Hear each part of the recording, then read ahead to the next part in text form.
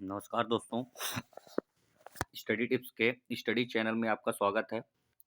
और जैसे कि कल मेरा एमपी टेस्ट सीरीज का पार्ट 1 अपलोड मैंने किया था, जिसमें आप लोगों ने बहुत सारा प्यार दिया। आज एमपी टेस्ट सीरीज पार्ट 2 में अपलोड करने जा रहा हूं।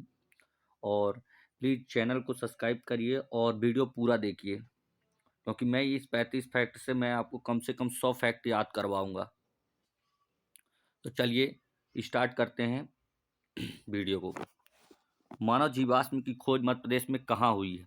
तो मानव जीवाश्म की खोज कहाँ हुई है, तो ये पता है आपको कहाँ हुई है। सीहोर के हथनौरा में। कहाँ हुई है? सीहोर के हथनौरा में। किसने खोज की थी इसकी? तो अरुण सोनकिया ने इसकी खोज की थी। किसने खोज की थी? अरुण सोनकिया ने इसकी खोज की थी। ठीक है, अब हम बात कर लेते हैं। और जो भीमबेटका कहाँ है, ये आपको पता है, धार में। हथनौरा। एरण कहाँ है? सागर में है। आदमगढ़ कहाँ है? वो होशंगाबाद में है। होशंगाबाद में आगर गांव है, जो टंगस्टन के लिए प्रसिद्ध है। किसके लिए प्रसिद्ध है? तो टंगस्टन के लिए यह प्रसिद्ध है। ठीक है, होशंगाबाद से आपको क्या याद करना है? भवानी प्रसाद मिश्र, माखनलाल चतुर्वेदी और हरिशंकर परसाई, इन तीनों लोगों का जन्म कहाँ हुआ था? तो होशंगाबाद में हुआ था। चलिए आगे बढ़ते हैं। महाभारत काल में पांडवों को में अपना 12 वर्ष का वनवास प्राप्त मध्य प्रदेश में कहाँ व्यतीत किया था? तो आपको पता ही होगा कि ये कहाँ किया था।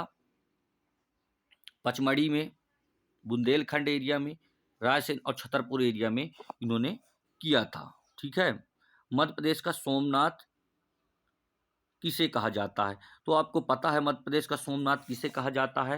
तो भोजराजेश्वर मंदिर, जो कि भोजपुर रायसेन में है और ये भोपाल से लगभग 50 किलोमीटर पर है। जिसकी स्थापना किसने की थी?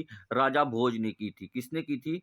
राजा भोज ने की थी। महाकालेश्वर के बारे में आपको पता ही है। महाकालेश्वर के बारे में, महाकालेश्वर कहाँ है? तो यह उज्जैन में है।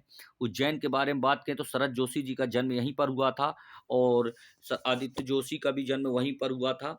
और उज्जैन में नागचंद्रेश्वर मंदिर है, ममलेश्वर मंदिर है और यहीं पर ही भर्तृहरि की गुफाएं हैं। जो कि भर्तृहरि की गुफा, भर्तृहरि किसके थे? तो विक्रमादित्य के भाई थे। ठीक है, चलिए आगे बात करते हैं।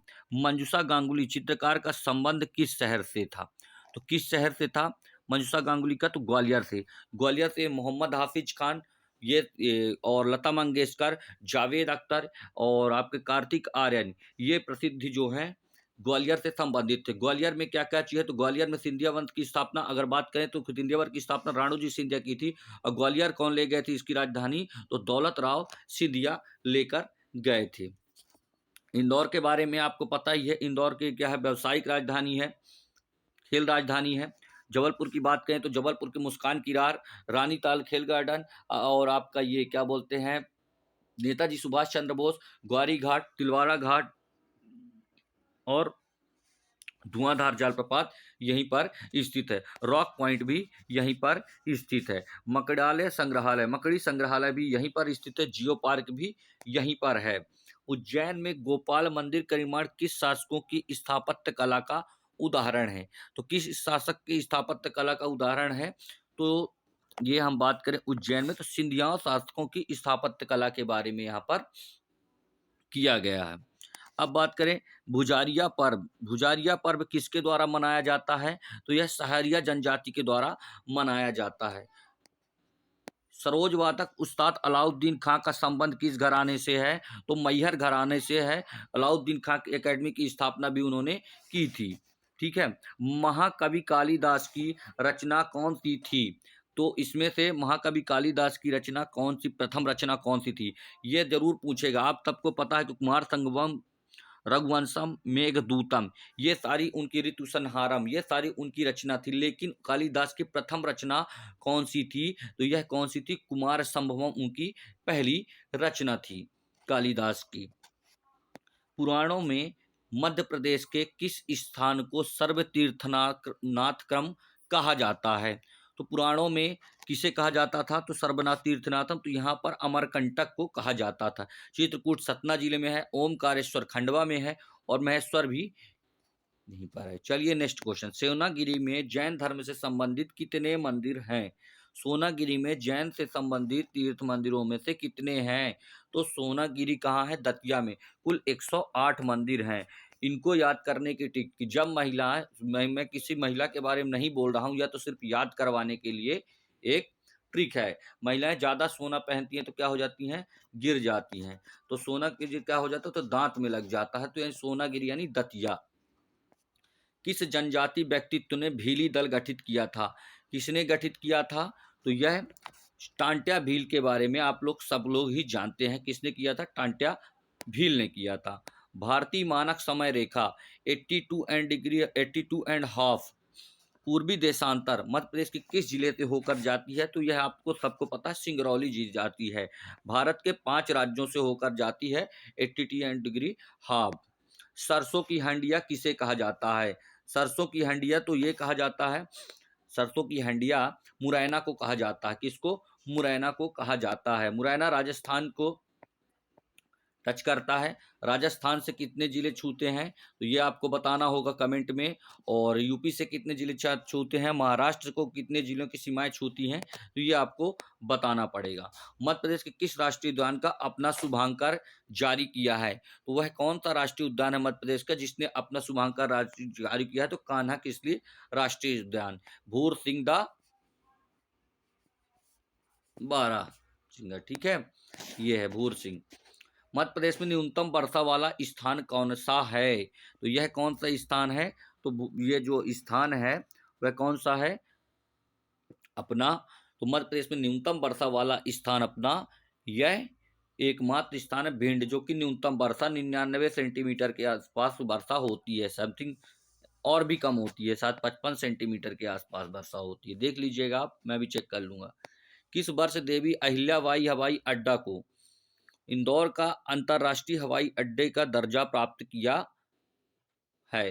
तो यह 2017 में अड्डा प्राप्त किया है।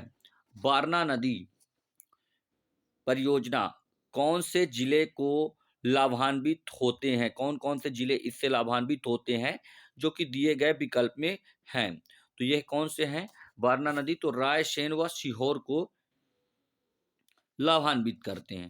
मध्य प्रदेश में बायोमास से बिजली उत्पन्न करने वाला पहला कसई गांव किस जिले से सम्मिलित है? तो यह कौन सा जिला है? तो यह अपना धार जिला है, जो कि कसई गांव से संबंधित है। क्रॉस चेक कर लीजिएगा, शायद बैतूल है मेरे ख्याल से। मृदा अपरदन में मध्य प्रदेश का कौन सा जिला सर्वाधिक है? तो सर्वाधिक कौन सा इसमें जिला जो है? तो मृदा अपरदन से तो मुरैना, जो कि सरसों की हांडिया कहा जाता है। मत्स्य उत्पादन हेतु मध्य प्रदेश का अग्रणी जिला कौन सा है? क्या है? मत्स्य उत्पादन हेतु मध्य प्रदेश का अग्रणी जिला कौन सा है? तो यह जबलपुर है। लेकिन 2021 का जो अभी डाटा आया है वो मत्स्य उत्पादन में बालाघाट है। कौन सा है? बालाघाट है, ठीक है। बालाघाट के बारे में अगर आपको फैक्ट याद करवाता हूं तो मलाज खंड और भरवेली। मलाज खंड तांबे के लिए है, भरवेली क्या है? मैग्नीज के लिए है। किस अनुच्छेद के अंतर्गत यह प्रावधान है कि राज्य में प्रत्येक राज्यपाल होगा? तो यह किस उसमें है? तो मैं आपको इसकी ट्रिक भी बता सकता हूं। तो अनुच्छेद 153 में इसकी ट्रिक क्या है? आपको अगर याद करना है तो इसकी ट्रिक क्या है? तो आपको पकानी कोका द्वयोदशम, पकानी कोका द्वयोदशम। और उपराष्ट्रपति के बारे में उसरा निका चूस, ठीक है। मध्य प्रदेश के प्रथम आदिवासी मुख्यमंत्री कौन थे? तो आपको पता ही है, राजा नरेश चंद्र सिंह है, जो कि मध्य प्रदेश के एकमात्र आदिवासी। गोविंद नारायण सिंह भी रह चुके हैं और अर्जुन सिंह भी रह चुके हैं। मैं आपको इनकी ट्रिक बता दूंगा। मध्य प्रदेश में सर्वाधिक ग्रामीण जनसंख्या वाला जिला कौन सा है? तो यह कौन सा है? 2011 की जनगणना के अनुसार रीवा है। सर्वाधिक शहरी जनसंख्या कहाँ है? भोपाल में है। जनश्री बीमा योजना के तहत कितनी राशि दी जाती है?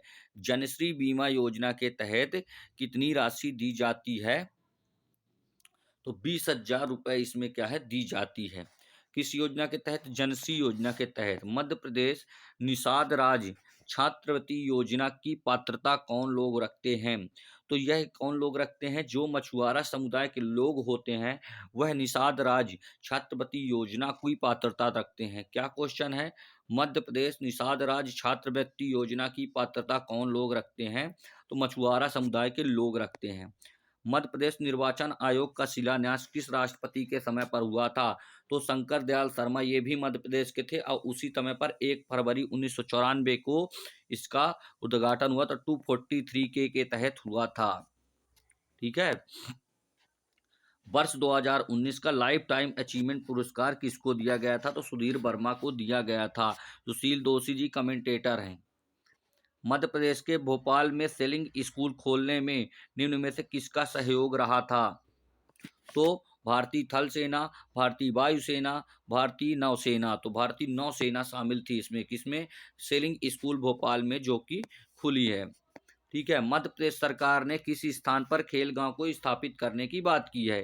तो ये कौन सा स्थान है? तो ये अपना खेल गांव जहां बनेगा सतगढ़ी है, जो कि भोपाल में है, और यहीं पर स्पोर्ट अथॉरिटी ऑफ इंडिया का राजकीय कार्यालय भी उपस्थित है। मुख्यमंत्री तीर्थ दर्शन योजना के तहत कितने धार्मिक स्थलों का चयन किया गया है? क्या किया गया है? कितने धार्मिक स्थलों का चयन किया गया है इसमें? तो इसमें कुल कितने जिलों का चयन किया गया है? तो 15 धार्मिक स्थलों को चयन किया गया है। मध्य प्रदेश का पहला, देश का दूसरा मदर मिल्क बैंक कहाँ पर उपस्थित होगा? तो यह अपने होशंगाबाद में उपस्थित होगा। होशंगाबाद के बारे में मैंने आपको बता दिया। जबलपुर, इंदौर और सतना के बारे में भी फैक्ट मैंने आपको बता दिया है। मध्य प्रदेश का पहला सूखा बंदरगाह कहाँ था? तो इंदौर में था। इंदौर में था। ठीक है। पहला सूखा बंदरगाह कहाँ था? इंदौर। बाबा गरीबनाथ का मेला किस समय पर लगता है? तो ठीक है, बाबा गरीबनाथ का मेला किस समय पर लगता है? तो यह लगता है हमारा चैत्र माह में, मार्च अप्रैल के समय पर लगता है। ठीक है। अब निवाड़ी जिला गठन के परिणाम स्वरूप मध्य प्रदेश के कुल जिलों की संख्या, जो कि उत्तर प्रदेश की सीमाओं से स्पर्श करती है। तो योगी जी अपने बगल में बैठे हैं, तो योगी जी अगर गुस्सा हो जाएंगे तो किसका घाटा होगा? तो इसमें 13 घाटा होगा। तो 13 जिले यूपी से अपने क्या है, छूते हैं। सागर संभाग में कितने जिले आते हैं? तो सागर संभाग में कुल 6 जिले आते हैं। ठीक है। कितने जिले आते हैं सागर संभाग में? 6 जिले। तो जैसे कि मैंने आपको वादा किया था और उसी के अकॉर्डिंग मैंने आपको दूसरी टेस्ट सीरीज आपके सामने लाई है।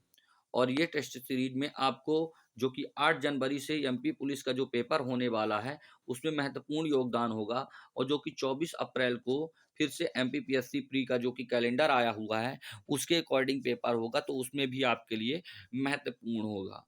तो प्लीज पूरा वीडियो देखिए और चैनल को सब्सक्राइब करिए, लाइक करिए और कमेंट करिए। और धन्यवाद आपका।